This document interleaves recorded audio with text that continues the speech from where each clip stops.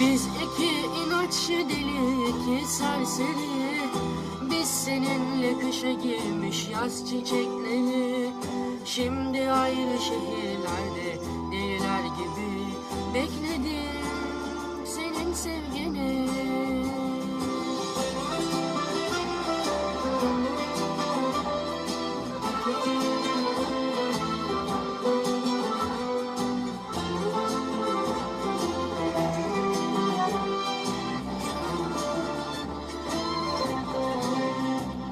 Hayattan çok yoruldum, bilinmez oldum bu genç yaşımda. Gülen bu gözlerim, gülmeyi umutsuz sen gelinceydi. Tut ellerimden, hayatı tut yüreğimden. Bize lütfedilen bu aşkı al gel, gönlüme koy gel, tek sevdim. Biz iki inatçı deli, iki serseri.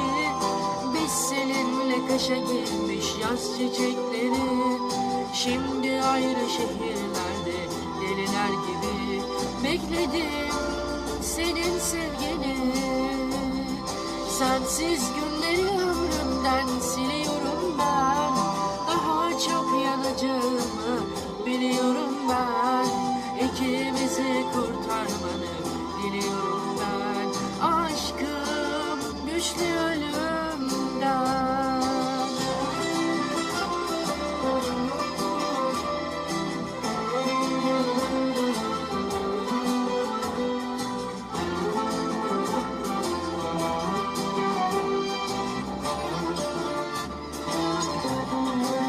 Sensiz iken ağlıyorum, beter bir hale bağlıyorum.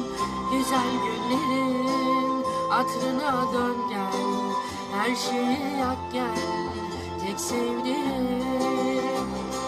Biz iki romantik deli, iki serseri. Biz seninle kışa girmiş yaz çiçekleri. Şimdi ayrı şehirlerde deliler gibi bekledim senin sevgini. Sensiz günleri ömrümden siliyorum ben. Daha çok yanacağımı biliyorum ben. İkimizi kurtarmanı diliyorum ben. Aşkım güçlü ölümden.